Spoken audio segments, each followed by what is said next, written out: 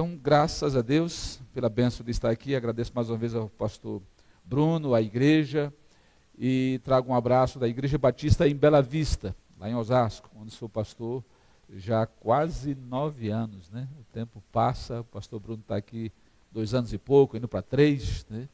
E o tempo vai passando, e o mais importante é o que temos feito com ele, na nossa relação para com Deus, na nossa relação uns para com os outros, em especial numa instituição da vida que Deus nos deu, tão importante que é a família. No mês de maio, penso eu que a maioria das igrejas foca na família, cada uma dando uma ênfase especial em relação ao que tratar, que assunto afeta mais a família no contexto da igreja, mas que bom que o mundo é chamado a pensar sobre família no mês da família, e penso que a igreja já lida com a família todos os dias, né?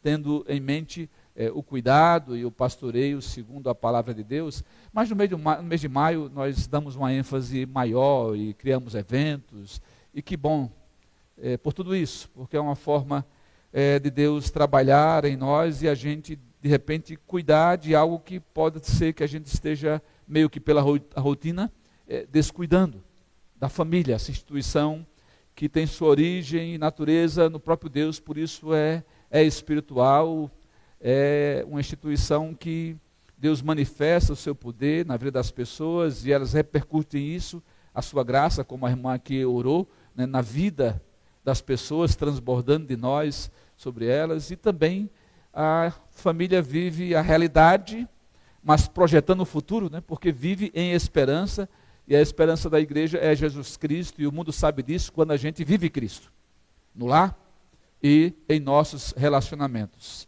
Eu quero trazer para vocês, mas antes de trazer para vocês, né, o que Deus colocou no meu coração, não podia deixar de apresentar essa jovem que está comigo, minha esposa, já há quase 40 anos, né, faz tempo, né, Edna?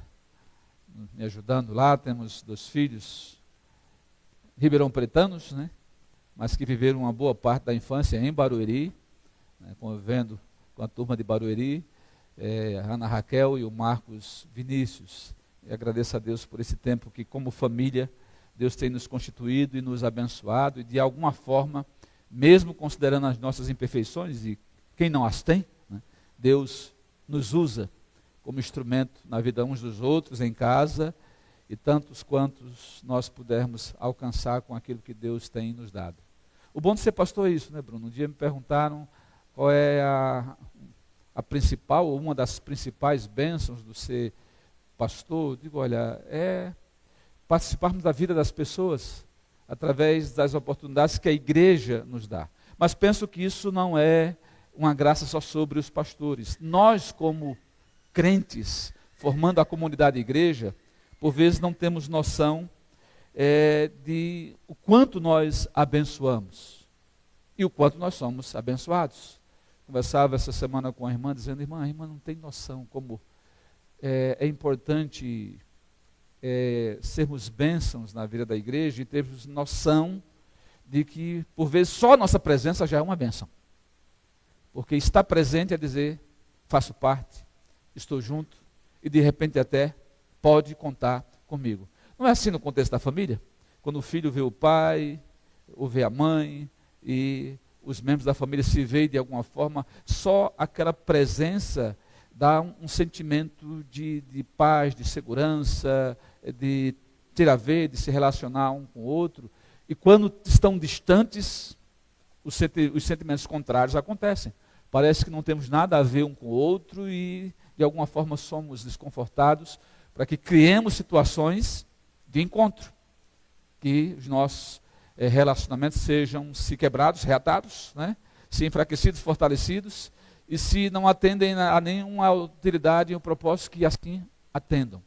E é sobre isso que fui desafiado a falar, e a falar sobre algo na família tão importante, que é o resgate do perdão em família.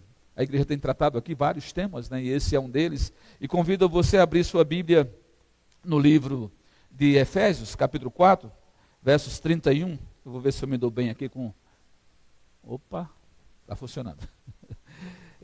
Vamos acompanhar, você pode usar o texto que você, na versão que você quiser, mas seria bom acompanharmos juntos nesta versão que está na tela. E eu convido a igreja a ficar em pé por um instante para que leiamos juntos e depois oremos e assim sigamos com aquilo que Deus quer nos dar para nossa edificação nesta noite. Vamos juntos na leitura?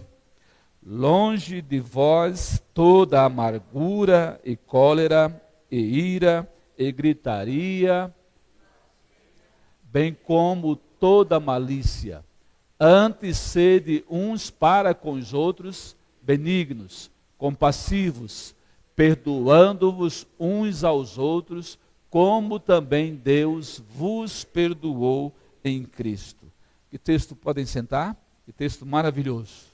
Oremos ao nosso Deus. Pai de amor, obrigado pela tua palavra lida, que ela cumpra o teu propósito para conosco, sendo viva e eficaz sobre cada um de nós.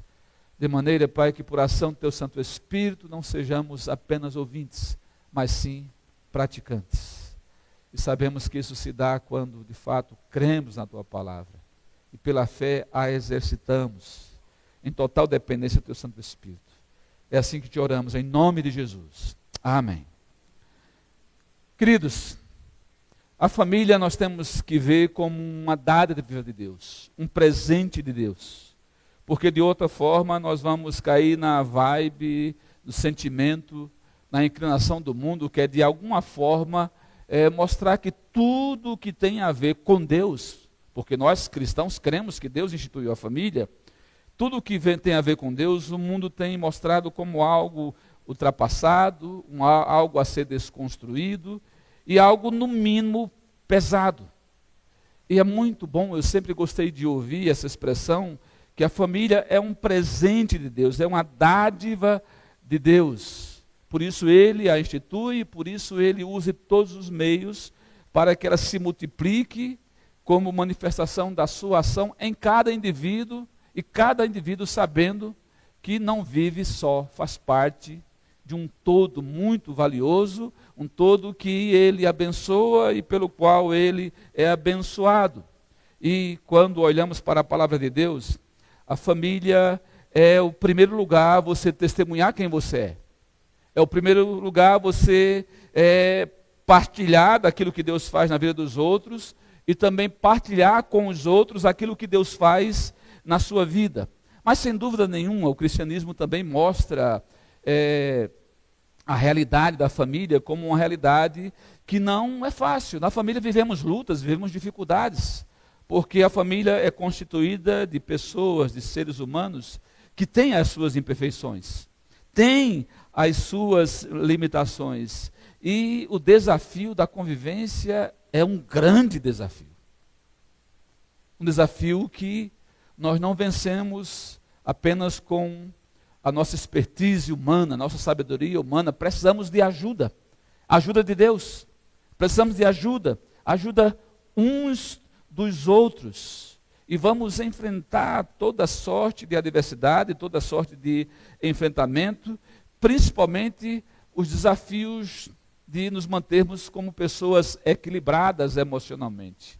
Porque pense o que a família tem sofrido em termos de saúde mental, depressão, ansiedade e tantos outros fatores que se revelam na intolerância, na impaciência e, consequentemente, no isolamento das pessoas, se afastando umas das outras, mesmo sob o mesmo teto, mesmo debaixo do mesmo teto, não conseguindo vencer-se a si mesmo para se mostrar ao outro, de repente, com domínio próprio, com humildade, com mansidão e com essa santa capacidade que é espiritual de perdoar, como por Cristo foi perdoado. Quantas vezes palavras malditas, mágoas antigas, silêncio que na verdade não são silêncios, são gritos de eu estou sozinho e quero ficar sozinho, e a sua presença na minha vida não me interessa, distâncias dentro de um lar, que na verdade vai refletir distância das pessoas também para com Deus, para com a fé, e tudo isso tem a ver como, na verdade, o estado que o mundo se encontra, porque o mundo nada mais é, a sociedade nada mais é do que a somatória das famílias, né?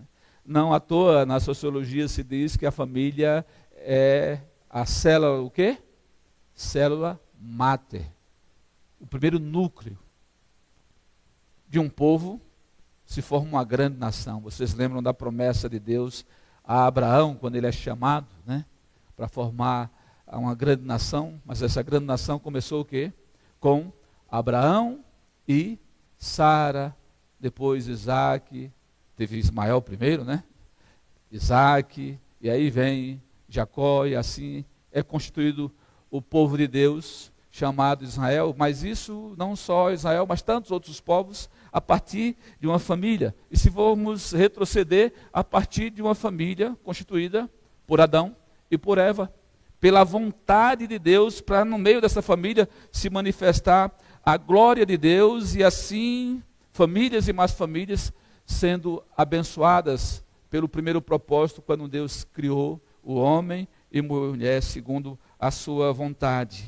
E em meio a tantas lutas, é necessário que tenhamos consciência de todos esses problemas e sabermos que não é razão para que desfaleçamos e não acreditemos na família, porque o mundo faz isso.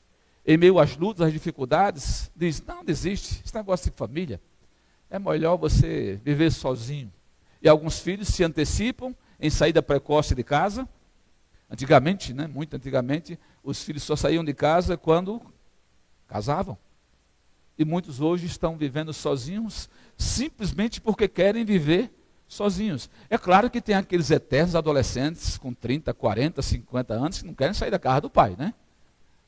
Mas também não assumem responsabilidade dentro da casa do pai. Querem os mimos do pai e da mãe e vivem uma síndrome de Peter Pan, né? Eterna criança. Isso também não é de Deus, porque o apóstolo Paulo, ele bem diz que quando era criança, pensava como menino, né? E falava como menino, agia como menino. Mas chegando à idade adulta, ele assume a responsabilidade da vida e vai viver como adulto, manifestando especialmente, se ele é um crente em Cristo, o caráter de Cristo. Mas quero pensar com vocês à luz desse texto, e vou repetir mais uma vez: longe de vós toda amargura e cólera, e ira e gritaria e blasfêmia, bem como toda malícia. Antes sede uns para com os outros benignos, compassivos, perdoando-vos uns aos outros, como também Deus vos perdoou. Nós temos clareza que o que o Paulo está dizendo à igreja de Éfeso, às famílias de Éfeso, é que a família de Éfeso precisava olhar para dentro de si e ver o nível da presença de amargura, de cólera, de situações de gritaria, de blasfêmia, de malícia, de coisas que não correspondiam ao amor de Deus, mas sim de vidas feridas que necessitavam perdão. E penso que não é diferente daquilo que nós encontramos hoje. A família, ela é o primeiro campo de convivência humana, e conviver é exercitar perdão diariamente. E é nesse sentido que Paulo escreve. Porque em todo tempo ofendemos e somos ofendidos. E onde há ofensa, há necessidade de perdão. Por vezes ofendemos até sem querer.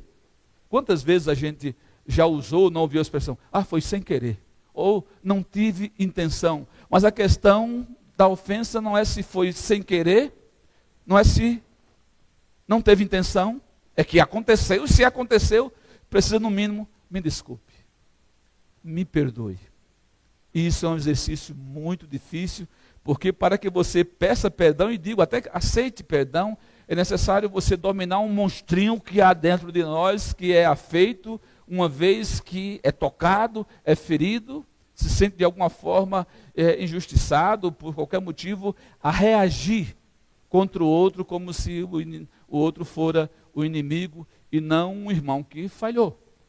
Que você, obviamente, se ele lhe ofendeu, você não tem que concordar com a ofensa, mas também não pode usar a ofensa para exercer uma vingança que não lhe pertence, mas para exercitar o perdão. E a primeira lição que temos à luz desse texto é que, no contexto da família, nós temos que ter a clareza de que o perdão não é, queridos, algo opcional, e muito menos impõe condições ao outro. trata-se de um mandamento de Deus. Quantas vezes nós assumimos uma crença que não tem nada a ver com a Bíblia? Eu só vou perdoar se a pessoa merecer. Aí estabeleço vários critérios, que à luz desses critérios, eu perdoo ou não perdoo quem me ofendeu.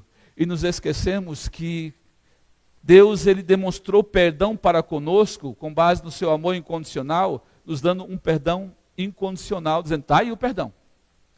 Você vai usar o perdão ou não vai usar o perdão, e você perdoa porque o perdão está em você. É um sentimento de bem que flui em você, que quando alguém lhe fez mal, você não espera que a pessoa lhe peça o perdão já está disponível à pessoa. Agora, se ela vai usar ou não, é problema dela.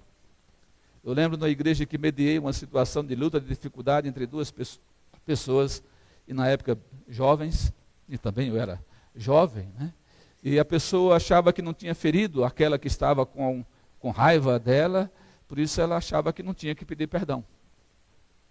Mas a pessoa ofendida achava que ela tinha feito alguma coisa. E tem pessoas que se ofendem apenas com a sua existência. Paciência, né?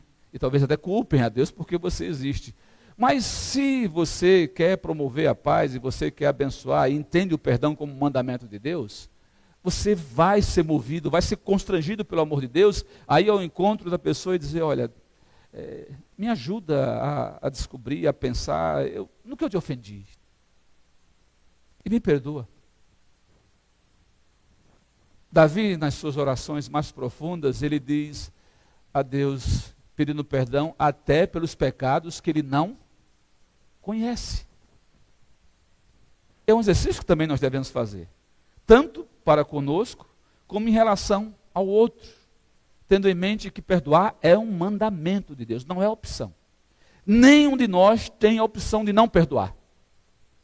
O mandamento se cumpre, se obedece, e é Deus que diz, perdoe, porque se você não perdoar, você entrou em pecado, o pecado do não perdão, que talvez seja um mal maior do que o mal que lhe fizeram, que você está usando como desculpa para não perdoar, em qualquer contexto, seja lá quem for, e a gravidade da ofensa recebida. Diante de Deus, Deus lhe olha como um filho e diz, filho, lembra como eu te perdoei incondicionalmente, e oferece esse perdão a quem te ofendeu. Se a pessoa buscou ou não buscou, aceitou ou não aceitou, não é problema seu. O seu problema é se você perdoou ou não, entendendo o que é um mandamento de Deus. Porque quando você perdoa, você arranca uma raiz de amargura dentro do seu coração. Se ela não existiu, se ela não existe, pelo menos ela não vai ter espaço para ser semeada e ser cultivada. Porque enquanto não perdoamos, cultivamos raízes de amargura dentro de nós. Eu lembro ter escutado ainda criança pequenina lá na Paraíba, em Campina Grande, quando alguém me viu com a cara meio amarrada, eu vi, não lembro de quem, gente, mas às vezes a gente não lembra de quem, mas lembra a mensagem, por vezes é o que importa, né? E alguém disse, você está com raiva? E eu, meio bicudo, né, disse que estava com raiva. Disse, só que raiva é um sentimento ruim, e ruim para quem sente. Eu fui processando isso com o tempo, e faz todo sentido. Por vezes você está com raiva de uma pessoa que você acha que ela lhe ofendeu, e por vezes ela nem sabe que lhe ofendeu, e você nutre raiva, e nutre sentimento de vingança, e entrega ela para Deus só com aquele sentimento. Senhor, eu entrego para o Senhor, porque o Senhor vai, né, detonar um raio na cabeça dela. E Deus não ouve esse tipo de oração, tá, gente? E você vai alimentando todos os sentimentos negativos possíveis e imagináveis contra aquela pessoa, e como falei, às vezes aquela pessoa nem sabe. Então, quem está experimentando esse veneno? Você. Porque você está com um sentimento ruim, e o sentimento ruim é ruim primeiro para quem sente. Só vai alcançar o outro se você verbalizá-lo contra o outro e o outro se ofender. Só vai atingir o outro se você, numa ação direta, fizer um mal ao outro com base nesses seus sentimentos. Mas, de qualquer maneira, seja manifesto para o outro, ou contido em seu coração, só em seu pensamento, vai ser um sentimento ruim, que vai estar fazendo mal para quem sente. Então, no mínimo por inteligência, ouve a voz de Deus: Senhor, o perdão é mandamento, eu quero estar de boa com o Senhor, então eu vou perdoar quem me ofendeu, mesmo que essa pessoa não mereça, e não é que está em questão, mesmo que ela ache que eu é que estou errado, isso não está em questão, está em questão que eu esteja em paz com o Senhor, e o Senhor manda que eu perdoe, então eu vou perdoar. Não é isso que o texto diz? A palavra de Deus ela é clara em dizer: perdoando-vos uns aos outros, como também Deus vos perdoou. Deus nos perdoou pelo seu amor incondicional, para que também prontamente perdoemos aqueles que nos ofenderam. Talvez uma pessoa chegue depois de ter lhe feito alguma ofensa, um ano depois, e lhe peça perdão. E como será bom você dizer para ela, ou para ele: meu irmão, minha irmã, eu te perdoei na mesma hora. Ou, olha, eu alimentei uns sentimentos ruins, fiquei muito chateado com você, mas eu já perdoei uma semana depois de ocorrido. E você está em paz nisso. Mas melhor será ainda se você, movido por Deus, e pensa, tem que ter coragem, e a coragem que vem da fé, de se antecipar ao pedido de perdão da pessoa. E falar com a pessoa: eu não sei se você tem consciência, você me ofendeu, e eu te perdoo pelo que você fez. E, sem dúvida alguma, você vai colher o fruto da paz em obedecer a Deus, e vai colher o fruto do testemunho, do tipo de perdão que você entende que Deus quer que você ministre ao outro, passe ao outro. Porque perdão, queridos, na prática da vida cristã, da vida familiar, é uma decisão, envolve sentimento, mas não é um sentimento, é uma decisão. É como quando a gente diz que ama, né? A gente fantasia muito por causa de Hollywood, das novelas, dos filmes, do amor como um sentimento. Mas o amor é uma ação propositiva em direção ao outro. É fazer o bem. Perdão também envolve sentimentos, envolve, mas não é um sentimento. Porque o perdão só acontece definitivamente quando você decide vivê-lo, não permitindo que cresça qualquer sentimento negativo no seu coração, e diz: Pai, perdoado está. Davi, quando ele pecou, não sei se vocês lembram a expressão de Davi, ele disse: pequei contra ti, somente pequei, né, contra ti. É claro que ele sabia que tinha pecado contra Betseba, contra a sua família, contra o povo de Deus, tinha pecado colocando Urias na frente de batalha para morrer, mas ele tinha a compreensão que todo o pecado é pecado primeiro contra Deus. Isso se aplica também ao perdão. Todo perdão é obediência primeiro a Deus, em agrado a Deus, mesmo que isso se manifeste nas nossas relações. E dentro de casa, puxa, que local difícil de perdoar. E como tem um efeito negativo o alimentar mágoas, ressentimentos, todos os sentimentos ruins que decorrem disso, porque estraga a convivência. Coisa ruim é coisa ruim em todo e qualquer lugar, né? Mas quando você tem que ver todos os dias a mesma coisa, olhando para a cara da pessoa, então aquilo é terrível. Por isso, por questão de inteligência, já que você vai conviver com a figura, é melhor perdoar. Porque quando você perdoa, desmonta os seus sentimentos negativos, que têm levado você a ações negativas, e quem sabe o seu perdoar pode gerar também perdão no coração de quem você perdoou, e mudança de comportamento, se de repente era um comportamento recorrente que lhe ofendia. Eu lembro de uma situação de uma pessoa que se queixava de alguma forma ser atingida por outra, e a outra, sabe aquela pessoa cheia de mau jeito? Aqueles crentes que às vezes você tem na igreja, que são intensivos em tudo que fazem e tal, mas fazem meio que atropelando todo mundo, e acabam ofendendo todo mundo. E eu conheci essa pessoa no passado, há uns 30 anos atrás, e penso numa pessoa que evangelizava. Aqueles crentes, como é bom ter crente que evangeliza, né? É muito bom.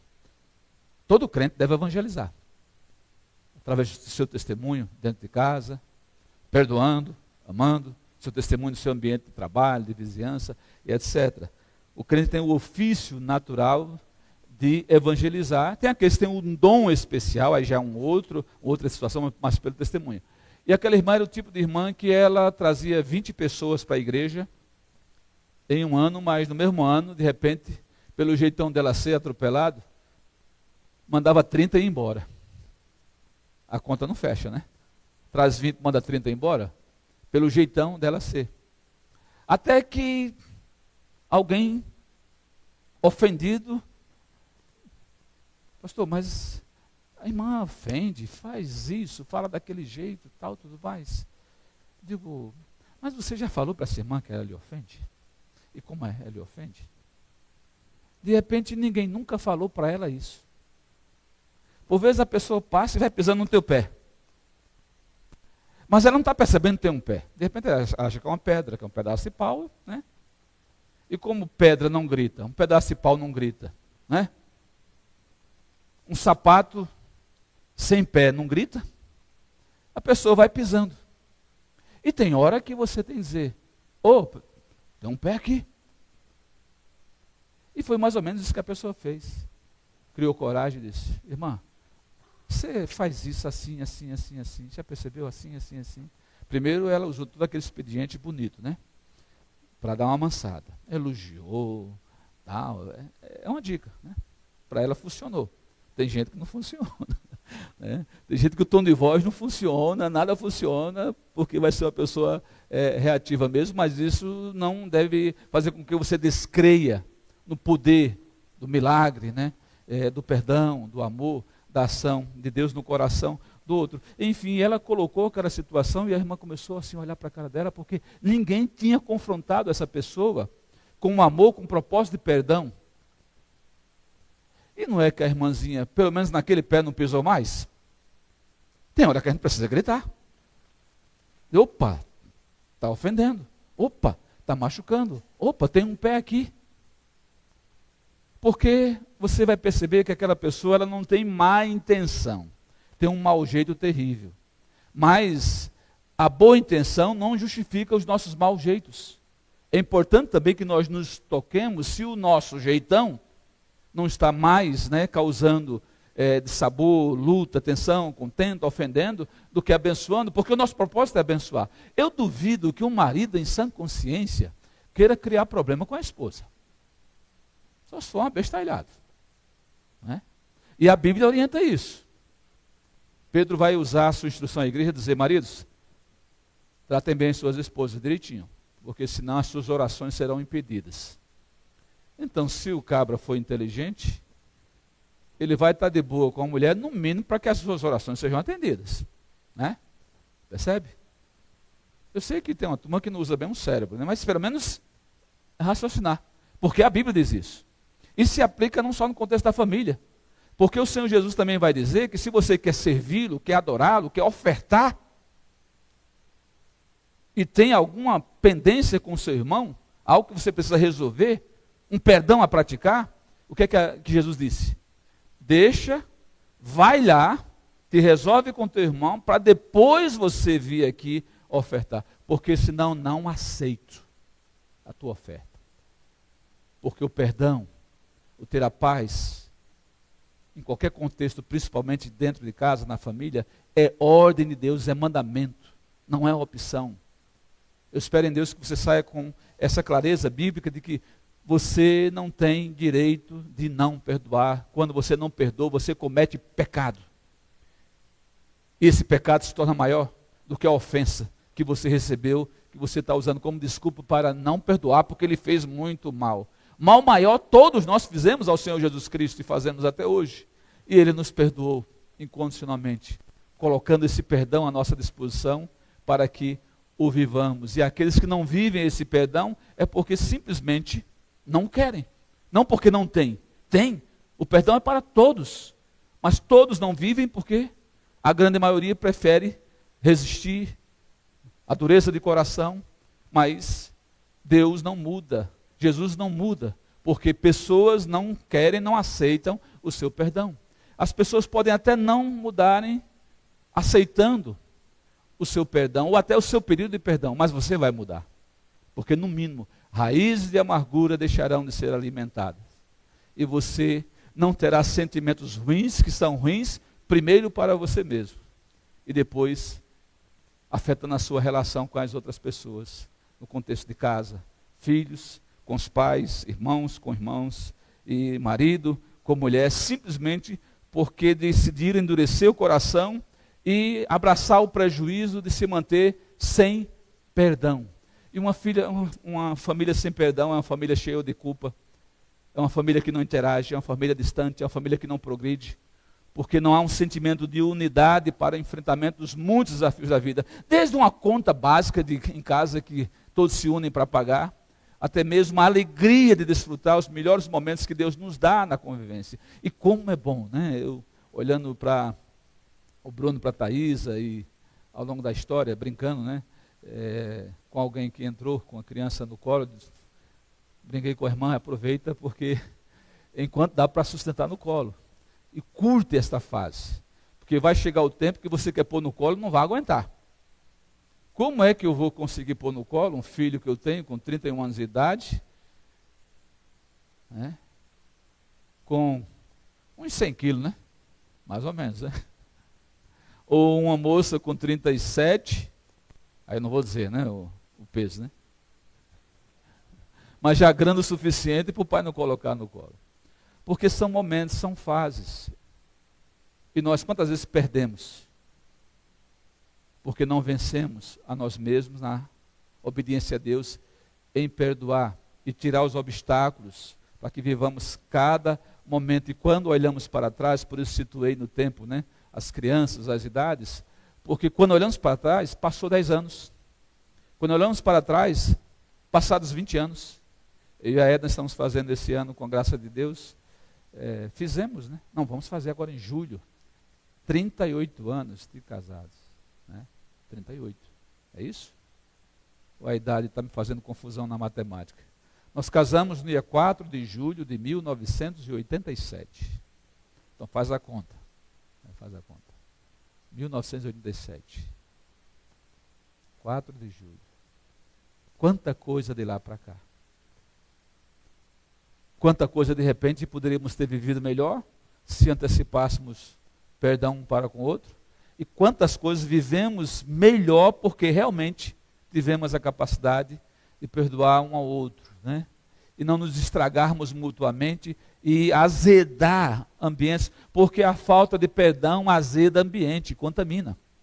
À luz do texto, outra lição que temos é o que está posto: o perdão ele restaura relacionamentos rompidos pelo pecado. O amor não rompe relacionamento. A humildade não rompe relacionamento. A mansidão não rompe relacionamento. A tolerância não rompe relacionamento. A empatia não rompe relacionamento. A compaixão não rompe relacionamento. A graça não rompe relacionamento. Mas o pecado rompe relacionamento. O pecado que nos leva à intolerância, à impaciência, ao julgamento, a cobranças impróprias, impenitentes, e assim vai. E quantas vezes não percebemos que nós estamos nos deixando envolver e ceder ao pecado, dando brechas para o inimigo agir, para que de fato o perdão não prevaleça na casa, porque o inimigo sabe que o perdão entrando, o pecado que provocou a ruptura, ele não tem mais lugar. E os relacionamentos quebrados são agora reconstituídos pelo poder de Deus na vida das partes. Jesus Cristo, quando ele nos vem, o apóstolo Paulo compreendeu a vinda de Cristo como, na verdade, a manifestação de um desejo do Pai. E qual foi o desejo do Pai, nosso Deus eterno, manifesto na pessoa de Cristo? O desejo do Senhor restaurar em nós aquilo que o pecado em Adão e Eva rompeu. O relacionamento. Paulo vai dizer que em Cristo nós fomos reconciliados com Deus. Por isso que em Cristo nós temos a paz com Deus. Aquela paz que Jesus Cristo disse: deixo-vos a paz, a minha paz eu vos dou, não vos dou como o mundo a dá. O amor, o perdão, a paz segundo o mundo, é segundo os interesses e as conveniências humanas. Egoístas, falseadas, são hoje, não são amanhã. Mas quando você olha para o perdão, para a paz, para o amor em Deus, revelado em Cristo, é algo que extrapola aquilo que o mundo pode realizar em nós ou nos dar. Por isso Jesus Cristo deixa claro que Ele é o reconciliador. E quando entendemos o perdão que recebemos de Cristo, nós entendemos como devemos perdoar uns aos outros. E quando entendemos que o pecado nos separa de Deus, quebra o nosso relacionamento com Deus, rompe o nosso relacionamento com Deus, nos tirando a paz, nós entendemos que isso também acontece quando pecamos uns contra os outros. Mas louvado seja Deus, que a palavra de Deus ele vai nos mostrar o pecado que nos afastou de Deus e nos afasta uns dos outros, no contexto do lar, marido e mulher, pais e filhos, mas quando ele mostra o pecado, não mostra o pecado como uma derrota definitiva de nenhum de nós, que é o que o mundo muitas vezes faz. Ele mostra para revelar a grandeza do amor de Deus, que cura, e cura através do perdão. O perdão tem um poder incrível. Eu sou psicanalista há quase 25 anos e atendo pessoas em diferentes situações. E uma das coisas que a gente trabalha é transformar a culpa em responsabilidade de perdoar a si mesmo e perdoar quem te fez mal em algum momento. E assim você ser liberto para ressignificar a sua vida. E é justamente o que opera o poder de Deus em nós. É você perdoar a si mesmo, porque às vezes já aconteceu talvez com você, comigo também, isso não é incomum a nós seres humanos, quando de repente alguém fica de mal conosco e etc, ou até nos faz algum mal, a gente de alguma forma se achar culpado, quando não temos culpa alguma. E nessa culpa cozinhada dentro de nós, é como se mascássemos as raízes venenosas e amargura, nos fazendo mal. E quantas pessoas morrem por dentro, e matam também por dentro todas as possibilidades de relacionamento umas com as outras, e não dão vida a si mesmos, não dando vida a si mesmos, também não dão vida, se pais aos seus filhos, se cônjuges uns aos outros. Isso repercute também na vida da igreja. Por isso Paulo está dizendo às famílias de Éfeso: longe de vós toda amargura e cólera, e ira, e gritaria, e blasfêmia, porque tudo isso é resultado do pecado que produz mais pecado. E em nada une vocês, e em nada fortalece vocês, e em nada aperfeiçoa vocês, e isso é um péssimo testemunho.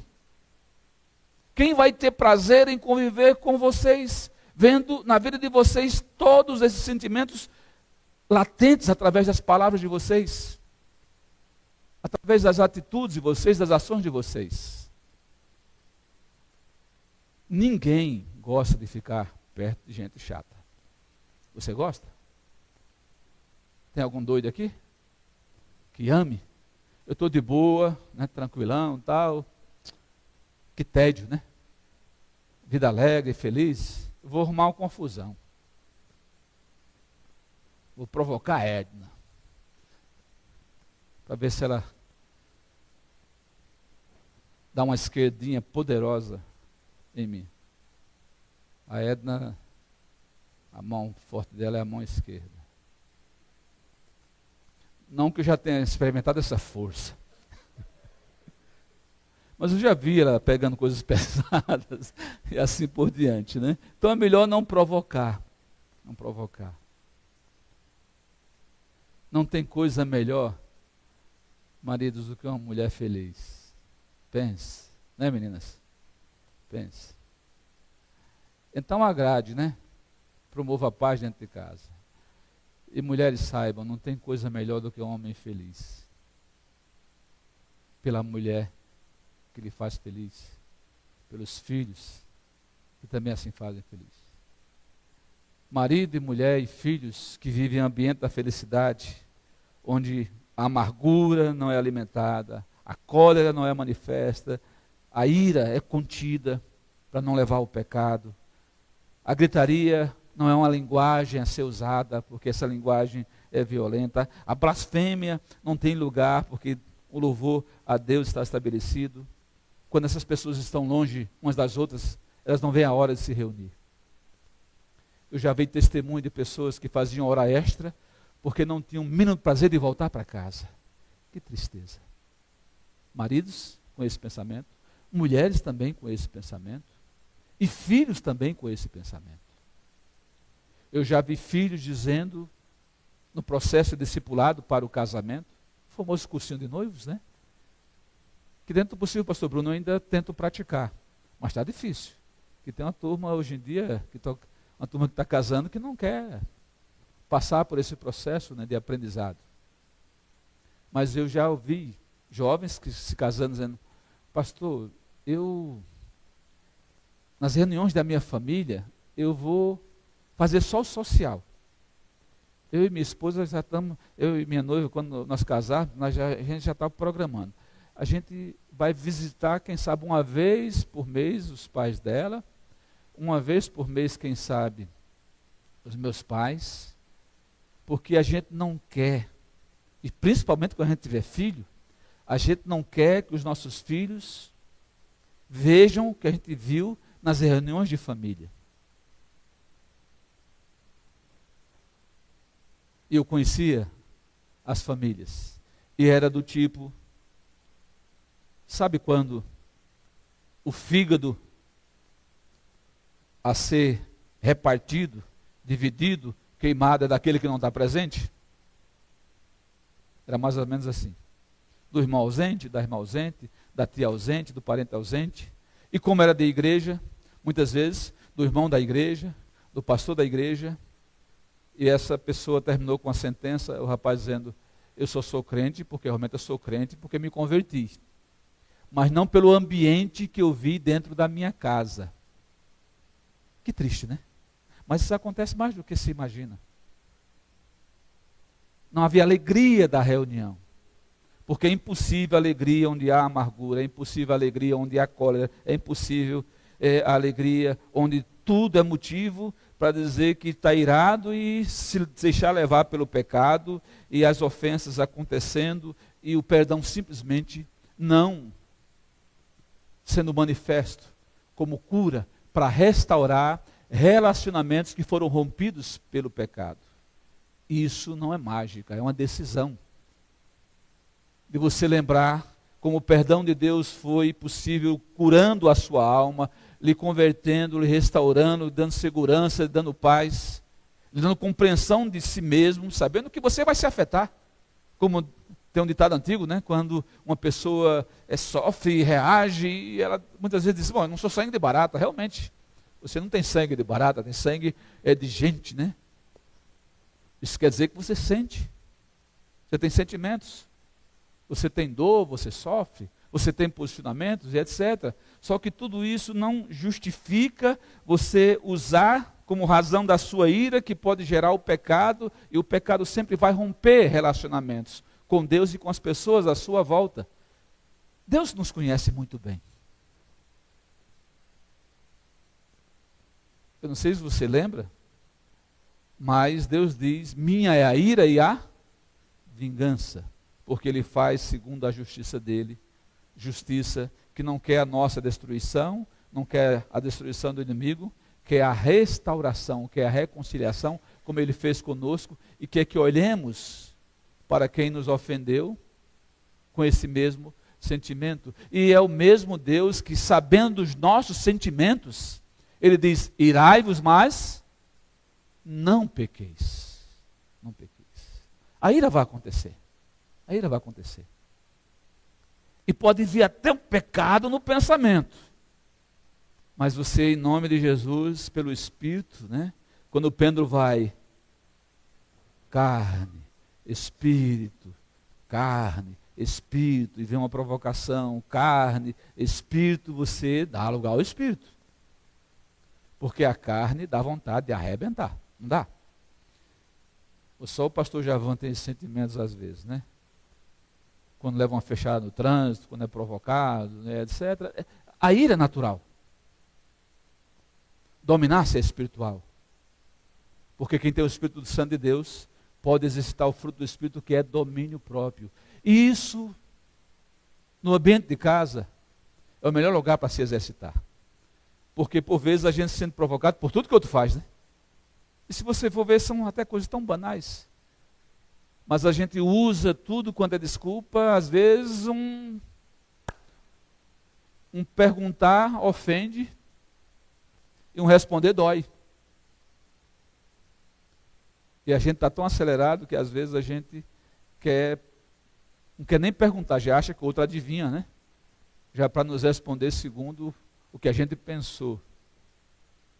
Isso por si só já gera um sentimento de irritação.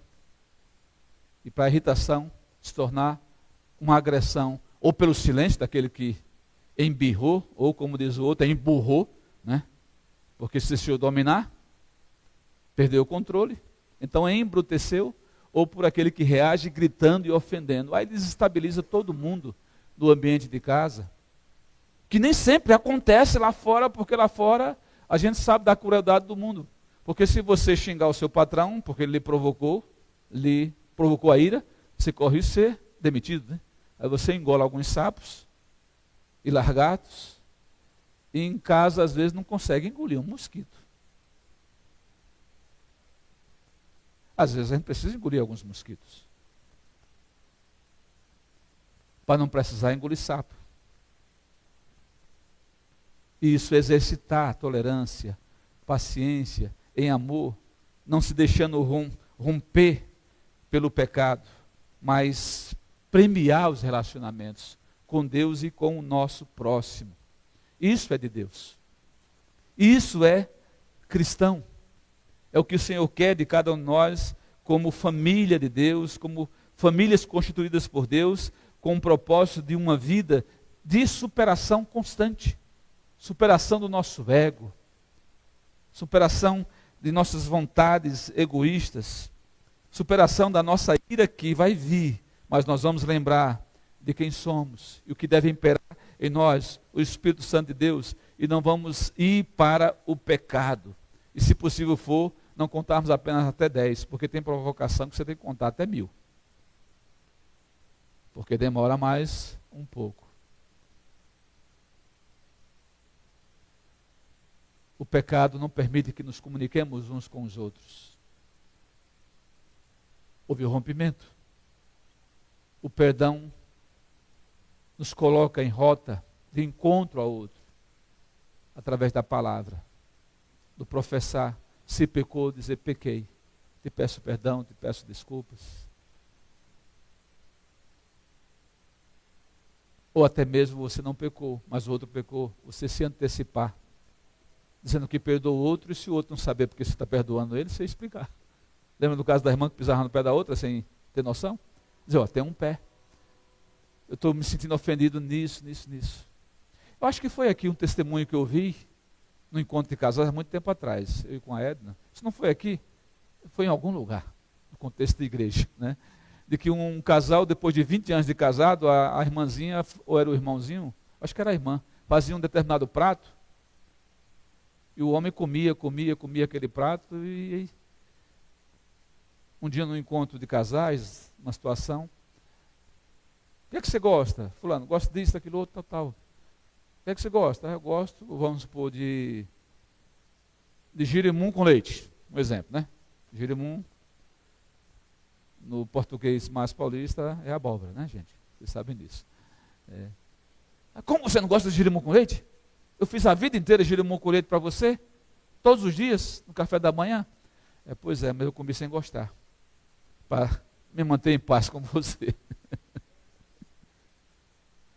Aí ela falou, então você me perdoa, porque eu achava que você gostava, né? E eu ficava inquieta se não fizesse seu girimum com leite. Às vezes acontece isso.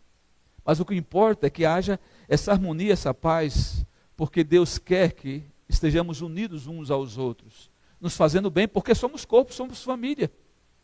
E queremos o bem uns para com os outros. É necessário sabermos se estamos fazendo o bem ou não, e quando não estamos, sabendo que pode ter a cura, e a cura é o perdão. A outra lição que nós temos à luz desse texto é que o perdão, deixa eu ver se errei. O perdão familiar testemunha o poder do evangelho que pregamos. Uma das marcas da igreja primitiva, no relato histórico de Lucas, no livro de Atos, vocês lembram? Que diz o texto em várias coisas que são ali elencadas, que a igreja vivia na doutrina dos apóstolos, partindo pão, em comunhão ali uns com os outros, né? E todo esse jeito de viver a igreja caía na graça do povo, na simpatia, no interesse, no respeito. Porque quando olhavam para aquelas famílias reunidas como igreja, dizia, tem alguma coisa estranha aí que não é natural. E quando íamos saber, era o poder de Deus que tinha curado aquelas pessoas, através do perdão de Jesus Cristo, que não só deu consciência de pecado a elas, mostrando o seu amor em perdoar pelo preço que ele pagou na cruz, mas mostrando que elas eram capazes de ter uma convivência, perdoando umas às outras. A igreja é uma comunidade de perdão. A família deve ser a primeira comunidade de perdão. Principalmente para o crente em Jesus Cristo, para que haja coerência. Porque pregamos o perdão, pregamos o amor, pregamos compaixão, pregamos graça, pregamos tolerância, pregamos paciência, pregamos humildade, pregamos mansidão. Precisamos viver tudo isso. Eu fico preocupado quando eu vejo algumas postagens na internet, pastor Bruno, já vi isso muitas vezes, do crente em Cristo que ele põe um post maravilhoso, né? Vamos imaginar, ele põe o post de João 3,16, vocês lembram? Porque Deus amou o mundo de tal maneira, gente, para que todo que nele crê não pereça, mas tenha vida eterna. Isso é texto para estar de cor e salteado, porque você pode soltar ele em qualquer situação evangelizando a pessoa. Vamos recordar mais uma vez? Porque Deus amou o mundo de tal maneira que deu o seu Filho unigênito para que todo aquele que nele crê não pereça, mas tenha a vida eterna.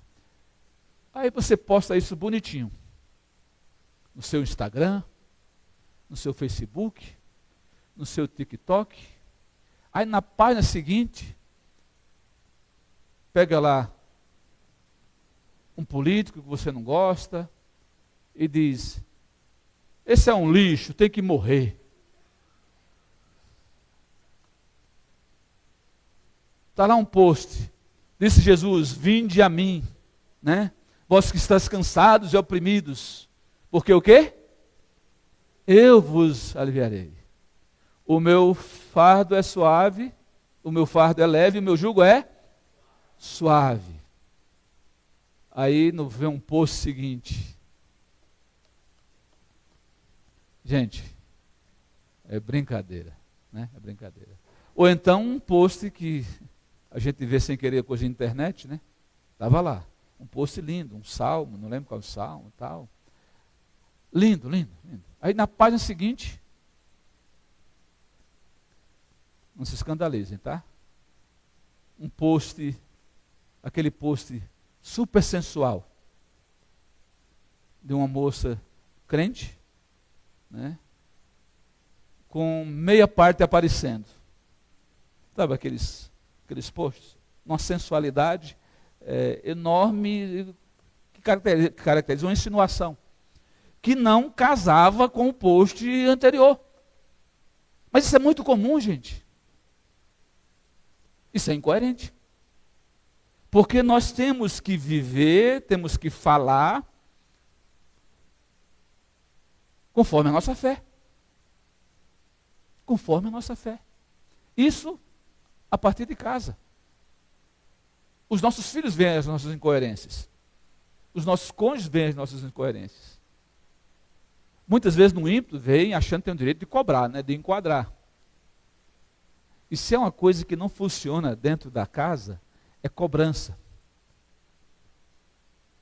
Porque cobrança coloca a pessoa em situação de culpa.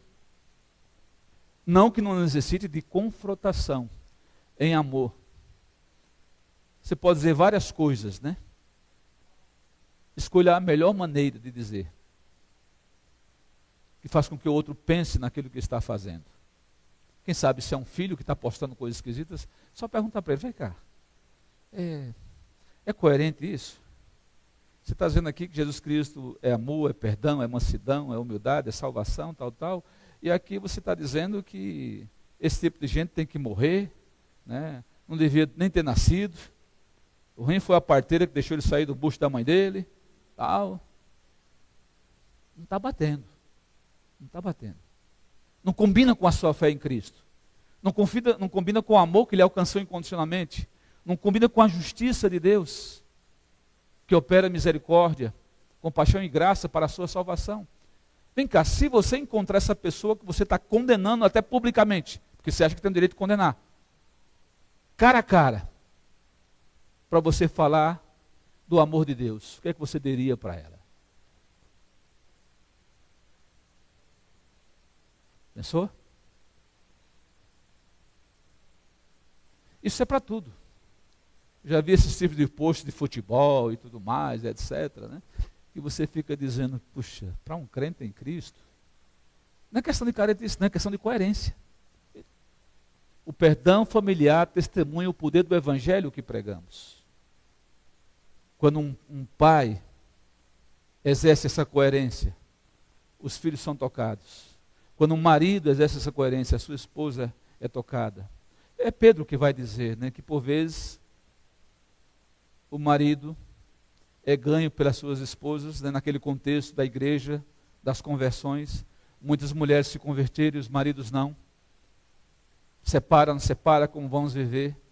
E a orientação de Deus pela palavra, pelos apóstolos, era, olha, vocês vão ganhar o marido de vocês pelo silêncio, pela transformação de vocês. Não é pelos adornos comuns às mulheres, sem essa compreensão do valor que elas têm, mas no jeito de vocês serem. Quando eles, os maridos, linkarem a transformação de vocês, a conversão de vocês a Jesus Cristo, eles vão ser tocados. Porque eles estão convivendo com vocês, vendo que houve transformação. Se você era uma mulher goteira antes de conhecer a Jesus Cristo, você não pode continuar sendo uma mulher goteira, e muito pior se transformar uma mulher tempestade ou furacão. Concorda? Para quem não sabe, eu estou me referindo ao que o autor de Provérbios diz, né? Que uma mulher rixosa, ela é semelhante a uma goteira. Quem já morou numa casa com uma goteira vai saber o que eu estou falando. Eu já vivi um sentimento de goteira numa casa que a gente demorou a reformar, lá em Barueri mesmo, né? E quando chovia, a goteira é aquela coisinha que quando cai a primeira gota, é só uma gota, né? Quando cai a segunda, é só a segunda gota. A terceira, a décima. Mas quando já está na milionésima, aí não tem santo que aguente, né? Você quer tomar alguma providência. Ou seja, a pessoa chata, crica, problemática, isso serve para homem também, viu? Porque quando o homem é chato e meio, né? Ou seja, nada serve, nada ajuda, nada contribui, aquela pessoa se converte. O Espírito Santo habita nela. E ela não mais dá lugar aos frutos da carne, às obras da carne. Ela passa a dar lugar às obras do Espírito Santo, que é alegria, paz, humildade, domínio próprio, mansidão, todas essas virtudes que não são coisas etéreas. Vão aparecer no falar, porque primeiro está no pensar, e no agir. E o marido vai ver isso, o marido incrédulo. A mulher incrédula vai ver isso. Os filhos, de repente, vão ver isso. Os pais, quando os filhos se convertem, percebem a transformação deles. E esse impacto é impossível de não tocar o outro. Porque há essa coerência, o perdão familiar testemunha o poder que pregamos. E quando vamos pregar, as pessoas tendem a olhar para se somos coerentes ou não. O crente não pode viver o discurso do político, né? Do faça o que eu mando, mas não faça o que eu faço. O crente, quando ele prega o evangelho, quando você prega o amor, quando você prega a mansidão, quando você prega o fruto do Espírito, você prega porque esse fruto do Espírito está sobre você, está fluindo de você às outras pessoas, e é impossível que elas não vejam. E vendo, não tem como elas não serem tocadas. Podem até não se converter, mas a mensagem está dada. Porque você está dizendo, olha, eu não sou perfeito. Eu tenho falhas, cometo erros, peco, até mesmo quando não quero pecar, como diz o apóstolo Paulo. O bem que quero fazer, por vezes não faço. E o mal que não quero fazer, acabo fazendo. Mas o poder de Deus na minha vida, a minha entrega de vida ao Senhor Jesus Cristo, tem me transformado. E agora o Espírito tomou as rédeas da minha vida, e sempre que vem essa vontade maldita de querer fazer o mal e não o bem, não querer perdoar, ao invés de perdoar, eu dou lugar ao Espírito Santo de Deus e venço. Não venço todas as batalhas, porque muitas delas eu quero vencer sozinho. Mas todas que eu experimentei entregá-las ao Senhor, pelo Espírito dele que habita em mim, o bem de Cristo que habita em mim, eu as venci. E fui bênção aos meus filhos, aos meus amigos, até a desconhecidos que eu nunca os vi, mas Deus me colocou na vida deles, como aquele que encontrou o homem saqueado e é registrado como um bom samaritano. E foi bênção de Deus. Pense sobre isso. Olhando para a sua família como um presente de Deus que você deve cuidar. E quem sabe o cuidado é você começando a perdoar aqueles que te ofenderam. Quem sabe dando o passo de pedir perdão. É sempre mais fácil a gente pedir perdão, né? Do que perdoar. Alguém já disse isso, mas eu concordo que as duas coisas são difíceis. Difíceis. Porque depende de uma dependência de Deus para não ser algo simplesmente racional. Porque é algo que requer decisão, mas requer uma consciência de que você está fazendo pelo mover de Deus que está sobre você. Lembra que falei no início? Que perdoar é um mandamento do Senhor. E se você não estiver em sintonia para obedecer ao Senhor, sabendo que não há nada melhor fazer do que a obediência, e a obediência traz bênção, você não perdoa. E quando muito vai entender a coisa racionalmente, mas não vai mudar o seu coração. E também não vai tocar a vida do outro. Vamos orar. Coloque a sua vida agora diante do Senhor. Não para se culpar, nem culpar alguém, mas para assumir a responsabilidade, decidindo, Pai, assim como o Senhor me perdoou e tem me perdoado, ajuda-me a fazer o mesmo. As pessoas à minha volta, a começar das mais próximas, que são a minha família. Ajuda-me nisso, Senhor Deus, porque sei que é a tua vontade boa, perfeita e agradável a mim e aos meus, que o Senhor constituiu como família e me deu para uma santa convivência.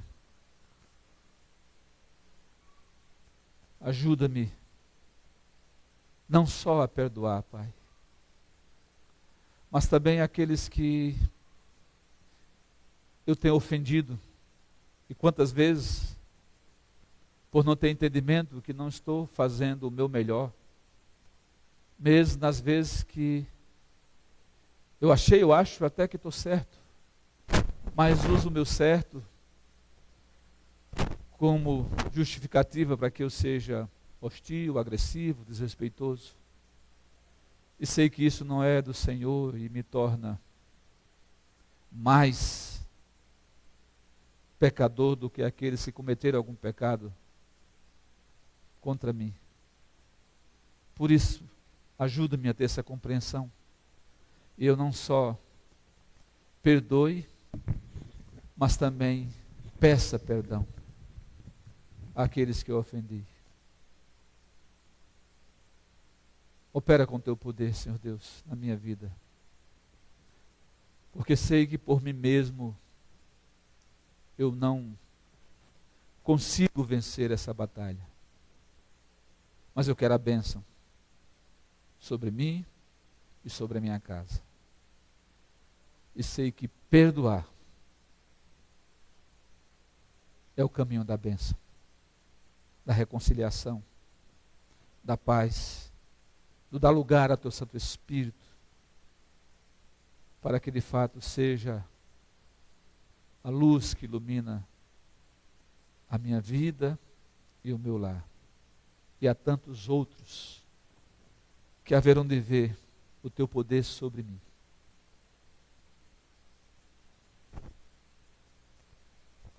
Eu não sei a quantas andas a sua vida, meu irmão, minha irmã, quer como filho, filha, pai, mãe. Mas uma coisa eu sei, Deus conhece a cada um de nós como ninguém. Ele vai na profundidade da nossa alma. E Ele nos desnuda, revelando quem nós somos a nós mesmos, melhor do que qualquer espelho. Quando Ele olha para nós, Ele olha com muito amor, querendo sempre nos lembrar o quanto Ele nos amou, através do perdão que Ele nos deu por meio de Jesus Cristo, que alto preço pagou por nós, sem que merecêssemos coisa alguma. Foi por misericórdia, compaixão e graça. E isso se torna eficaz não só quando nos sentimos perdoados por Deus, nosso Pai eterno, mas quando também nos obrigamos, pelo poder de Deus em nós, pelo amor de Cristo em nós, a perdoarmos uns aos outros. E quando ofendemos, humildemente, o coração quebrantado, pedimos perdão a Deus e àqueles aos quais ofendemos.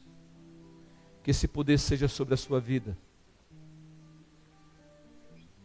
E se você está tomando essa decisão hoje, de perdoar e pedir perdão, a começar da sua casa, eu quero orar por você, no local que você se encontra mesmo.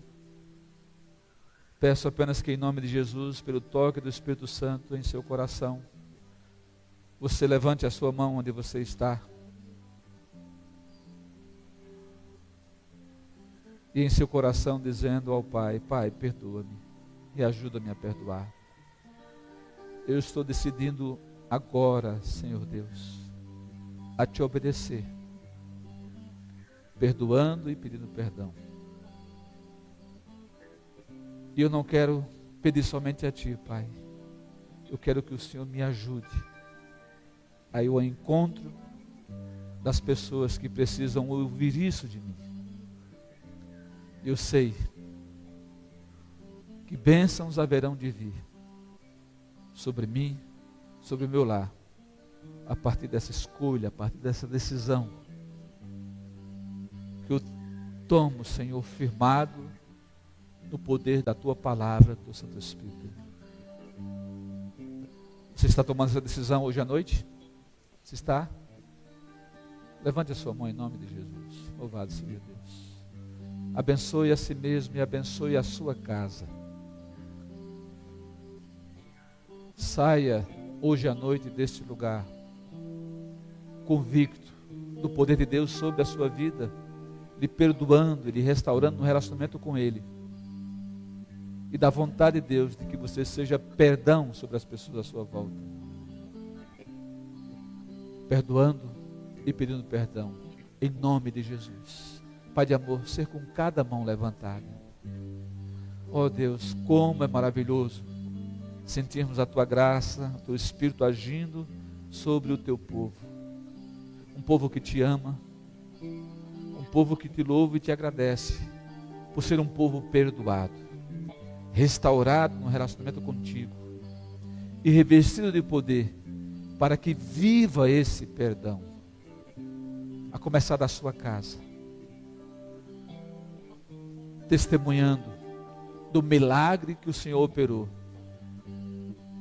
em seu coração e em todos os corações que aqueceram, que receberam de bom grado a Tua manifestação de amor, perdão, compaixão e graça através do teu Filho Jesus Cristo, em nome de quem nós oramos e abençoamos cada família. Amém. Amém. Gostaria de desafiar cada pai, cada mãe, cada filho a se levantar do seu lugar. Se já está perto, precisa se levantar. A você dar um abraço a quem está do seu lado. Seu irmão, sua irmã, os de sangue. Abrace os seus de sangue, mas não se furte depois de dar um abraço da família da fé. Faça isso. Pastor Bruno, eu vou descer e vou dar um abraço na minha esposa. Esse abraço é me perdoa. Esse abraço é eu te perdoo. Em nome de Jesus.